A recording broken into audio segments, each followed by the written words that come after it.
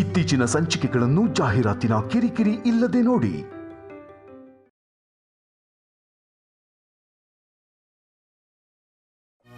ಮಾಧುರಿ ಜೊತೆ ಬೆಳೆದಿದ್ದಾಳೆ ಅಲ್ವಾ, ಅವಳು ಹಾಗೆ ಬೆಳೆಸಿದಾಳೇನೋ ಅನ್ಕೊಂಡೆ. ಆದ್ರೆ ಕಲ್ಯಾಣಿಗೆ ಮಾಧುರಿ ಹೋಲಿಕೆಗಳಿಲ್ಲ. ನನಗೂ ಕೂಡ ಕಲ್ಯಾಣಿನ ನೋಡ್ತಾ ಇದ್ರೆ ನಮ್ಮ ಅಜಯ್ ನೆನಪಿಗೆ ಬರ್ತಿದ್ದಾನೆ. ನನಗೆ ನೆನಪು ಮಾಡಬೇಡಿ. ಕಲ್ಯಾಣಿ ಒಳ್ಳೆ ಹುಡುಗಿನೇ. ಅನುಪಮನ ಚೆನ್ನಾಗಿ ನೋಡ್ಕೋತಿದ್ದಾಳೆ. ಅಲ್ಲಿವರೆಗೆ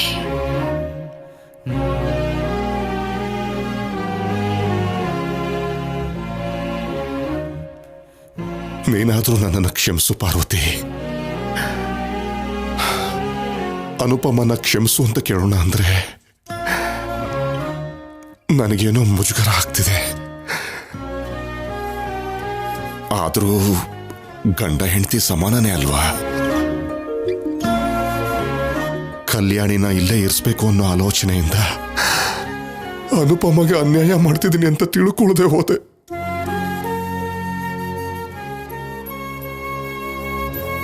ಕಲ್ಯಾಣಿಗಿರೋ ಅಷ್ಟು ದೊಡ್ಡ ಮನಸ್ಸು ನನಗಿಲ್ದೇ ಇರೋ ಹಾಗಾಯ್ತಲ್ಲ ಅಂತ ಬೇಜಾರಾಗ್ತಿದೆ ಪಾರ್ವತಿ.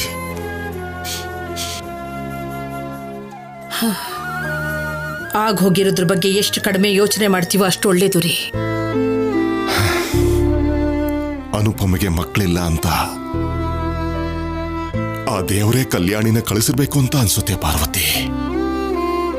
ಹೊತ್ತಾಗಿದೆ, ನೀವು ಮಲ್ಕೊಳ್ಳಿ, ಬೆಳಗ್ಗೆ ಮಾತಾಡೋಣ.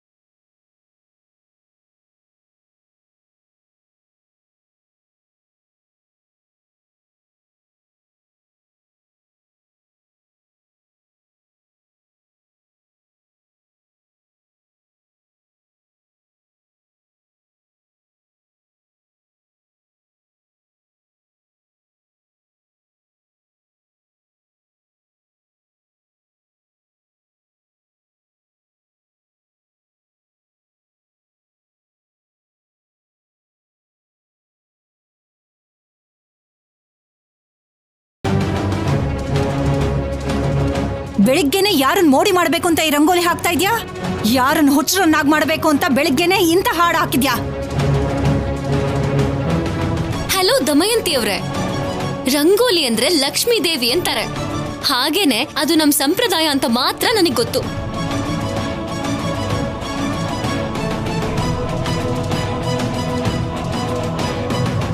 ನೀವ್ ಹೇಳ್ದಾಗೆ ಯಾರನ್ನೋ ಮೋಡಿ ಮಾಡೋದಕ್ಕೋಸ್ಕರ ರಂಗೋಲಿ ಹಾಕ್ತಾರೆ ಅಂತ ನನಗ್ ಗೊತ್ತಿಲ್ಲ. ನಿಮಗ್ ಅನುಭವ ಅನ್ಸುತ್ತೆ.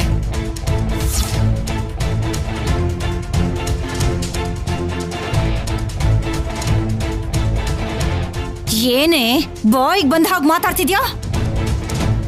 ನಾನೇನಂದೆ?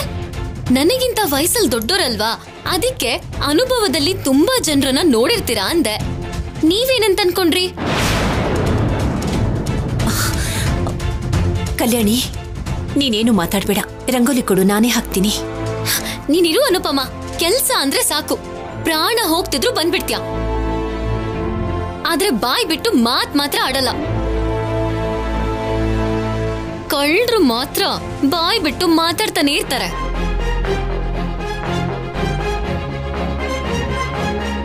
ನಿನಗಿರೋ ಒಳ್ಳೆ ಮನ್ಸಿಗೆ ಯುವರಾಣಿ ತರ ಇರ್ಬೇಕು.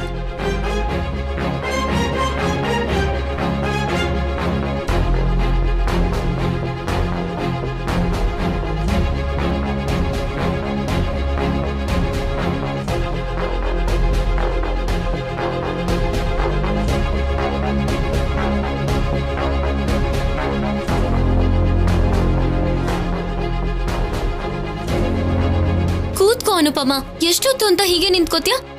ನಾನ್ ಕರೆಕ್ಟ್ ಆಗಿ ರಂಗೋಲಿ ಹಾಕ್ತಿದ್ದೀನೋ ಅಲ್ವೋ ಹೇಳು, ತಪ್ಪಿದ್ರೆ ಸರಿ ಮಾಡ್ಕೋತೀನಿ. ರಂಗೋಲಿ ಹಾಕೋದ್ರಲ್ಲಿ ಮತ್ ಜೀವನದಲ್ಲೂ ಕೂಡ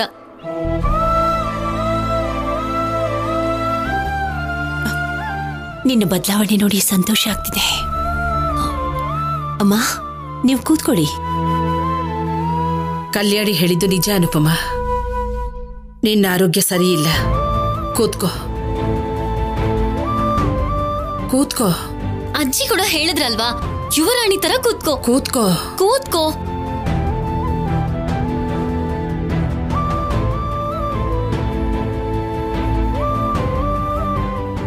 ಏನೋ ಅನ್ಕೊಂಡಿದ್ದೆ ಪಾರ್ವತಿ, ಕಲ್ಯಾಣಿ ಬಂಗಾರ.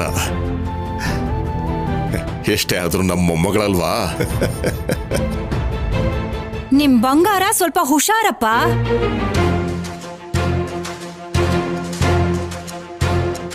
ಜಾಸ್ತಿ ಹೊತ್ತು ಬಿಸ್ಲಲ್ಲಿದ್ರೆ ನಿಮ್ ಮನ್ಸು ಕರಗದ ಹಾಗೆ ಈ ಬಂಗಾರ ಕೂಡ ಕರಗ ಹೋಗುತ್ತೇನೋ.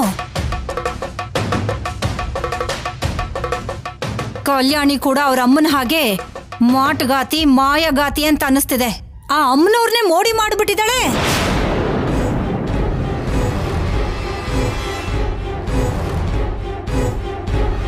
ಅದಕ್ಕೆ ಕಲ್ಯಾಣಿ ಇಲ್ಲೇ ಇರ್ಬೇಕು ಅಂತ ಅಮ್ಮನವರು ಷರತ್ ಹಾಕಿದ್ರು. ನಾವು ತಲೆ ಆಡ್ಸಿದ್ವಿ.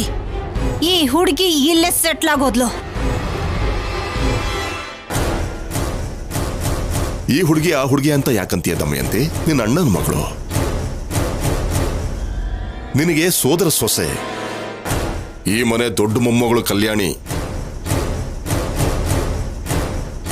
ಹೀಗೆ ಎಲ್ಲೂ ಇಲ್ದೇ ಇರೋ ಪ್ರೀತಿನ ಬೆಳೆಸ್ಕೊಂಡು ಬಂಧನನ ಕಟ್ಕೊಂಡು ಅಲ್ನೋಡಿ ಕುರ್ಚಿಲ್ ಕೂತಿರೋಳನ್ನ ಕರ್ಕೊಂಡ್ ಬಂದು ಈ ಮನೇಲಿ ಇಟ್ಕೊಂಡ್ರಿ. ಮಡ್ಲಲ್ಲಿ ಕೆಂಡದ ಹಾಗೆ.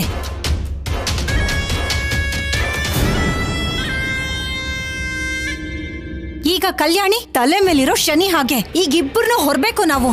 ಬರ್ತಾ ಬರ್ತಾ ಈ ಮನೆ ಛತ್ರ ಆಗೋಗಿದೆ. ಗತಿ ಇಲ್ದಿರೋರ್ಗೆ ಈ ಮನೆಯಲ್ಲಿ ಇರೋದಕ್ಕೆ ಜಾಗ ಕೊಡ್ತಾ ಇದ್ದೀರಾ.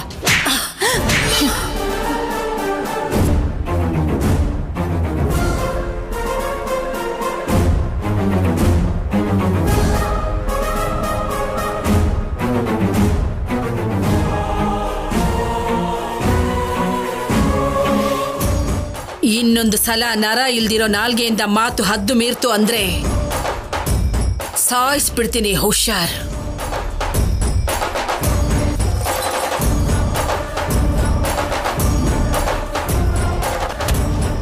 ಅನುಪಮ ಮೈ ಮೇಲೆ ಅಮ್ಮನವರು ಬಂದು ಹೋಗಿರೋದ್ರಿಂದ ಆಯಾಸದಿಂದ ಇವತ್ತು ತಡವಾಗಿ ಗೆದ್ದಿರ್ಬೋದು.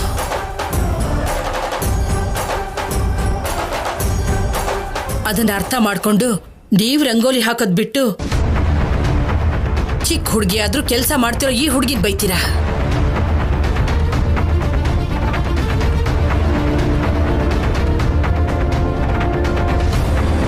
ಈ ಹುಡುಗಿನ ನೋಡ್ ಕಲ್ತ್ಕೋ.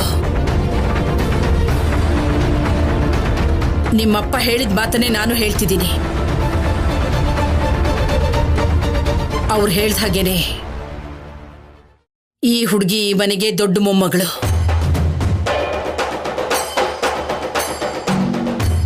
ಚಿನ್ನಿ, ಇನ್ಯಾರಿಗಾದ್ರೂ ಕಲ್ಯಾಣಿ ಸ್ಥಾನದ ಬಗ್ಗೆ ಸಂದೇಹಗಳಿದೆಯಾ? ಅಕ್ಕನ ಕೆನ್ನೆ ಮೇಲೆ ನಿನ್ನ ಹಸ್ತದ ಗುರ್ತು ನೋಡಿದ್ಮೇಲೆ ಇನ್ಯಾರಿಗಾದ್ರೂ ಸಂದೇಹ ಇದ್ರೆ ಹೋಗಿರುತ್ತೆ ಬಿಡಮ್ಮ.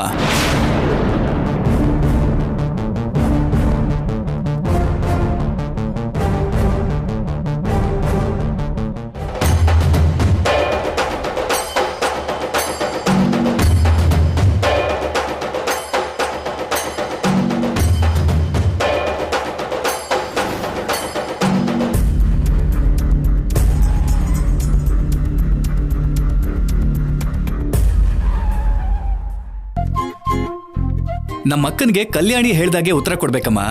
ಅಲ್ಲಿವರೆಗೂ ದಾರಿಗೆ ಬರಲ್ಲ. ಥ್ಯಾಂಕ್ ಯು ಚಿಕ್ಕಪ್ಪ. Welcome welcome. ಅನುಪಮ, ಇವತ್ ನಾನು ಚಿಕ್ಕ ರಂಗೋಲಿ ಬಿಡಿಸಿದೀನಿ, ಆದ್ರೆ ನಾಳೆ ನಾವಿಬ್ರು ಸೇರಿ ದೊಡ್ಡ ರಂಗೋಲಿ ಬಿಡ್ಸೋಣ, ಸರಿನಾ? ಇನ್ಮೇಲಿಂದ ನಿನ್ ಕಷ್ಟನ ನಾನು ಹಂಚ್ಕೋತೀನಿ. ಈ ಮನೆ ಮೊಮ್ಮಗಳು ಅಂತ ಅಪ್ಪ ಅಮ್ಮ ಒಪ್ಕೊಂಡಿದಾರೋ ಇಲ್ವೋ? ಮೊದಲನೇ ದಿನನೇ ಅಮ್ಮ ನನ್ ಮೇಲೆ ಕೈ ಮಾಡೋ ಹಾಗೆ ಮಾಡಿದ್ಲು. ಇವಳನ್ ಸುಮ್ನೆ ಬಿಡ್ಬಾರ್ದು. ಬೆಳಿಗ್ಗೆನೆ ಪ್ರೀತಿಯಿಂದ ಟಿಫಿನ್ ಬಡಿಸ್ಬೇಕೇ ಹೊರತು ಹೀಗತ್ತೆ ನಿಮ್ಗೆ ಕೆನ್ನಿಗೆ ಹೊಡೆದು ಏಟ್ ತಿಂದ್ರಲ್ಲ ಅತ್ಗೆ. ಪಲ್ಲವಿ, ಮೊದ್ಲೇ ನಾನು ಕೋಪದಲ್ಲಿದ್ದೀನಿ, ಇನ್ನೂ ನನ್ನ ರೇಗಿಸ್ಬೇಡ.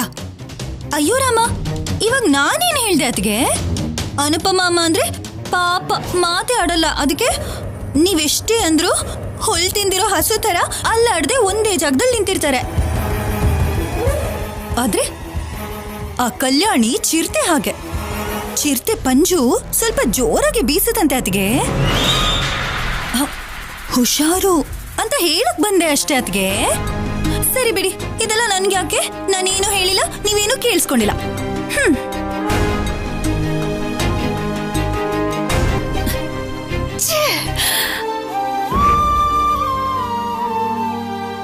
ಸಿದ್ದು ಜೊತೆ ನಾನು ಲೈಫ್ ಲೀಡ್ ಮಾಡ್ಬೇಕು ಅನ್ಕೊಂಡಿದ್ದು ಸರಿನಾ ಅಲ್ವಾ?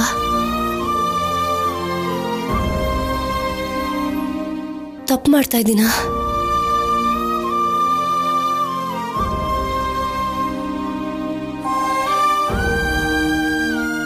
ಈ ಕ್ಷಣ ನಾನು ಮಾಡ್ತಿರೋದು ತಪ್ಪೇ ಅನ್ಸಿದ್ರು ಬೇರೆ ದಾರಿ ಇಲ್ಲ. ಚಿಕ್ಕ ವಯಸ್ಸಿಂದ ಲೈಫ್ ಅಂದ್ರೆ ಹೀಗಿರ್ಬೇಕು ಹಾಗಿರ್ಬೇಕು ಅಂತ ಎಷ್ಟೋ ಕನಸುಗಳನ್ನ ಕಾಣ್ತಿದ್ದೆ.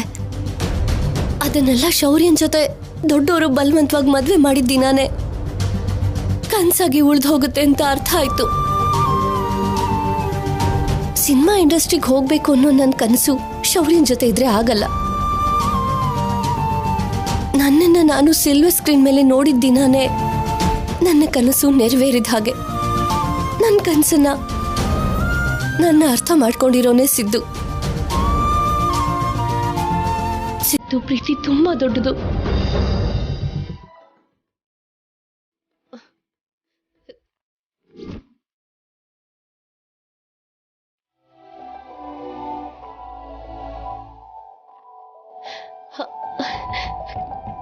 ಮಗು ಆಡ್ತಾ ಇರೋ ಹಾಗಿದೆ.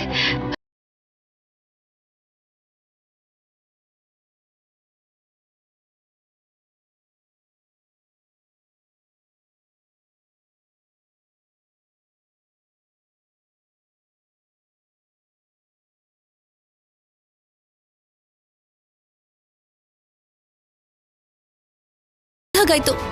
ಆ ಫೀಲ್ ಎಷ್ಟು ಚೆನ್ನಾಗಿದೆ ಗೊತ್ತಾ? ಎಕ್ಸ್ಪ್ರೆಸ್ ಮಾಡೋಕೆ ಆಗ್ತಿಲ್ಲ. ಬೇಕು ಅಂದ್ರೆ ನೀನು ನೋಡು.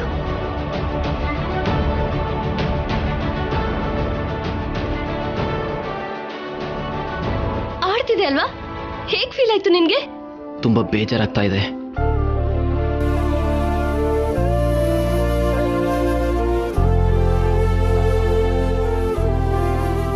ಯಾಕೆ ಸಿದ್ದು? ಯಾಕಂದ್ರೆ ಏನಂತ ಹೇಳಿ ಸ್ಯಾಮ್, ಪ್ರೀತಿಸಿದವನ್ ಕಣ್ ಮುಂದೆನೆ ಪ್ರೀತಿಸಿದ ಹುಡುಗಿಗೆ ಬೇರೆ ಯಾರೋ ತಾಳಿ ಕಟ್ತಿದ್ರೆ ಆ ನೋವು ಹೇಗಿರುತ್ತೆ ಗೊತ್ತಾ? ನನ್ ಕಡೆ ಒಂದ್ಸರಿ ನೋಡು, ನಮ್ ಪ್ರೀತಿನ ನೆನ್ಪು ಮಾಡ್ಕೊಂಡು ನಮಗೋಸ್ಕರ ಬಂದ್ಬಿಡು ಅಂತ ನನ್ ಕಣ್ಣಾರೆ ಹೇಳೋದಕ್ಕೆ ಟ್ರೈ ಮಾಡ್ತಿದ್ರೆ ಮದುಮಗಳ ಹಾಗೆ ತಲೆ ತಗ್ಗಿಸ್ಕೊಂಡು ಪ್ರೀತಿಸಿದ ಹುಡುಗಿ ನೋಡ್ಲಿಲ್ಲ ಅಂದ್ರೆ ಆ ನೋವು ಹೇಗಿರುತ್ತೆ ಗೊತ್ತಾ? ನಾನಿರ್ಬೇಕಾ ಸ್ಥಾನದಲ್ಲಿ ಅವನ್ ಯಾವನೋ ಇದ್ದು ನಿನ್ ಜೊತೆ ಕ್ಲೋಸ್ ಆಗ್ತಾ ಮೂವ್ ಆಗ್ತಿದ್ರೆ ನನಗೆ ಹೇಗಾಗುತ್ತೆ ಗೊತ್ತಾ ಸ್ಯಾಮ್? ಪ್ರಾಣ ಹೋಗ್ತಿರೋ ಹಾಗಿರುತ್ತೆ. ಏನೋ ಆ ಕ್ಷಣ ಪ್ರೀತಿಸಿದ ಹುಡುಗಿ ಬೇಜಾರು ಮಾಡ್ಕೋಬಾರ್ದು ಅಂತ ಒಂದ್ ಹಾಗೆ ಸ್ಮೈಲ್ ಮಾಡಿ ಒಳಗಡೆ ನೋವನ್ನ ನುಂಗ್ತಿರ್ತೀನಿ. ಆದ್ರೆ ಹಾಗಿರೋದು ತುಂಬಾ ಕಷ್ಟ ಸ್ಯಾಮ್. ನಿಜವಾಗ್ಲೂ ಪ್ರೀತಿಸಿದವ್ರು ಯಾರೇ ಆದ್ರೂ ಅವನ್ ಪ್ರೀತಿಸಿದ ಹುಡುಗಿಗೆ ಮದ್ವೆ ಆಗಿ ಮಕ್ಳಿದ್ರು ಸರಿ, ಕಟ್ಕೊಂಡಿರೋನ್ ಜೊತೆ ಸರಿಯಾಗಿರೋದಕ್ಕಾಗ್ತಿಲ್ಲ ಅಂದ್ರೆ ಎತ್ಕೊಂಡು ಹೋಗಿ ಮದ್ವೆ ಮಾಡ್ಕೋಬೇಕು ಅನ್ಸುತ್ತೆ. ಇದನ್ನೇ ಇವಾಗ ನಾನು ಮಾಡಕ್ ಹೋಗ್ತಿರೋದು. ನಾವು ನಾಳೆನೆ ಓಡ್ ಹೋಗಿ ಮದುವೆ ಮಾಡ್ಕೋತಿದ್ದೀವಿ ಸ್ಯಾಮ್.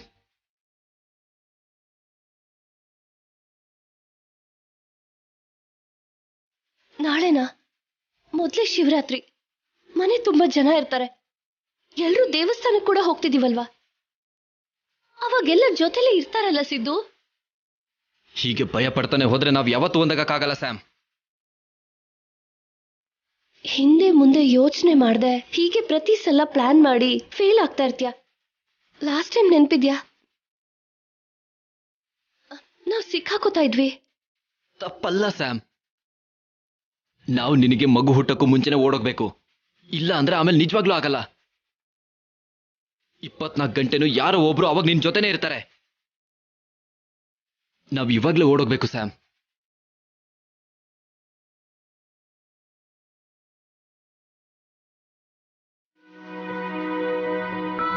ನಿನ್ ಹೊಟ್ಟೆಲ್ ಬೆಳೀತಿರೋ ಮಗು ನಂದಲ್ದೇ ಇದ್ರು ನನ್ ಮಗು ಹಾಗೆ ನೋಡ್ಕೋತೀನಿ ಸ್ಯಾಮ್. ಅದ್ರಲ್ಲಿ ಯಾವ ಸಂದೇಹನೂ ನಿನಗ್ ಬೇಡ. ನನಗ್ ನೀನೇ ಎಷ್ಟು, ನಿನ್ ಮಗು ಕೂಡ ಅಷ್ಟೇ ಸ್ಯಾಮ್. ಡೌಟ್ ಪಡಬೇಡ. ನಿನ್ ಮೇಲ್ ನನ್ಗ ನಂಬಿಕೆ ಇದೆ ಸಿದ್ದು. Thank you Sam. ಈ ಸಾರಿ ನಮ್ ಪ್ಲಾನ್ ಮಿಸ್ ಆಗಲ್ಲ. ಅಮ್ಮನವರು ನಿನ್ ಬಗ್ಗೆ ಹೇಳಿರೋ ಮಾತೆಲ್ಲ ನೆನ್ಪಿದೆ ಅಲ್ವಾ? ಸಂಪದನಿಗೆ ಗಂಡಾಂತರ ಅಲ್ವೇ, ಸಂಪದನಿಂದ ಗಂಡಾಂತರ ಬರುತ್ತೆ.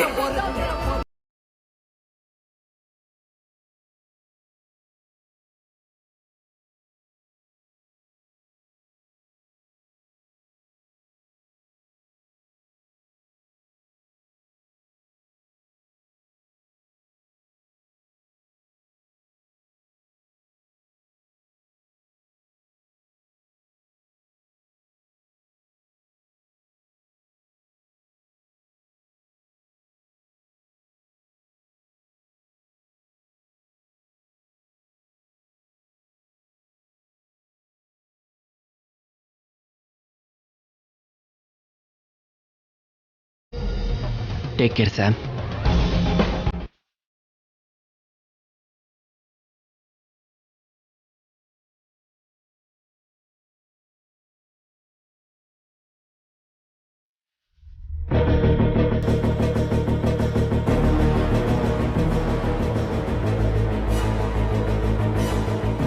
ಏ ಸಿದ್ದು, ನನಗೆ ಹೇಳಿದ್ರೆ ನಾನೇ ರೆಡಿ ಮಾಡ್ತಿದ್ನಲ್ಲ. ಸಿದ್ದು ಬಟ್ಟೆನ ಬೀರುನಲ್ಲಿ ಇಡ್ತಾ ಇಲ್ಲ, ಬ್ಯಾಗ್ ಒಳಗೆ ಇಡ್ತಿದ್ದಾನೆ. ಹೊರಟೋಗ್ತಾ ಇದ್ದಾನೇನೋ. ಶಿವರಾತ್ರಿ ದಿನನಾ? ಇನ್ನೊಂದ್ ದಿನ ಬರ್ತೀನಿ ಅಂತ ಹೇಳಕ್ಕಾಗ್ಲಿಲ್ವಾ? ಅವ್ರು ತುಂಬಾ ಬ್ಯುಸಿ ಅಕ್ಕ, ಟೈಮ್ ಕೊಟ್ಟಾಗ್ಲೇ ಹೇಳ್ಬೇಕು.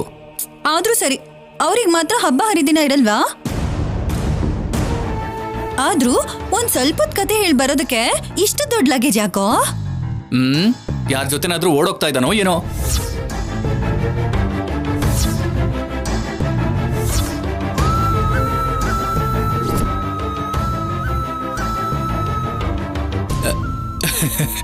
ಜೋಕ್ ಮಾಡಿದೆ. ನಿಮ್ ಕಿತ್ತೋ ಜೋಕ್ಸ್ನ ನಿಲ್ಸಿ. ಏನೋ ಸಿದ್ದು, ಮತ್ತೆ ನೀನ್ ಯಾವತ್ ವಾಪಸ್ ಬರೋದು? ಫ್ರೆಂಡ್ ಫಾರಿನಿಂದ ಬಂದಿದ್ದಾನಕ್ಕ, 4 ದಿನದಲ್ಲಿ ಮತ್ತೆ ಹೊರಟೋಗ್ತಾನೆ. ಅಲ್ಲಿವರೆಗೂ ಅವನ ಜೊತೆನೇ ಇರಬೇಕು ಅಂತ ಆರ್ಡರ್ ಮಾಡಿದ್ದಾನೆ. ನಿನ್ನು ಕೂಡ ಫಾರಿನಿಗೆ ಕರ್ಕೊಂಡು ಹೋಗ್ತಾರೇನೋ ಕೇಳೋ, ಅಲ್ಲಾದ್ರೂ ಸುಖವಾಗಿರ್ಬೋದು. ನಿನ್ ಮುಖ, ಅವನಿರೋದು ಬಾಯ್ ಫ್ರೆಂಡ್ ಜೊತೆ, ಗರ್ಲ್ ಫ್ರೆಂಡ್ ಜೊತೆ ಅಲ್ಲ, ಸುಖವಾಗಿರೋದಕ್ಕೆ. ನೀನ್ ಹೊರಡು ಸಿದ್ದು. ಆಶೀರ್ವಾದ ಮಾಡಿ. ಅರೆ ಸಿದ್ದು, ಇದೇನ್ರಿ ಹೊಸ್ದಾಗಿ? ಯಾಕೋ ತುಂಬಾ ಭಯ ಆಗ್ತಿದೆ. ಅಯ್ಯೋ, ನನ್ನ ಸ್ಟೋರಿ ಓಕೆ ಆಗ್ಲಿ ಅಂತ ಆಶೀರ್ವಾದ ಮಾಡಿ ಸಾಕು.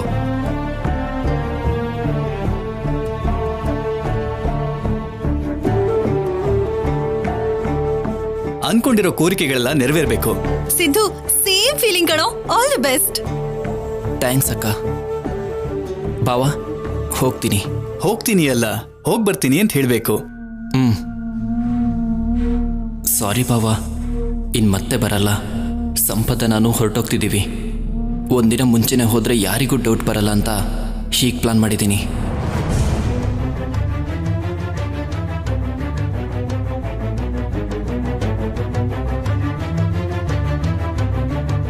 ಹೋಗ್ಬರ್ತೀನಕ್ಕ. ಬಾಯ್ ಬಾವ. All the best.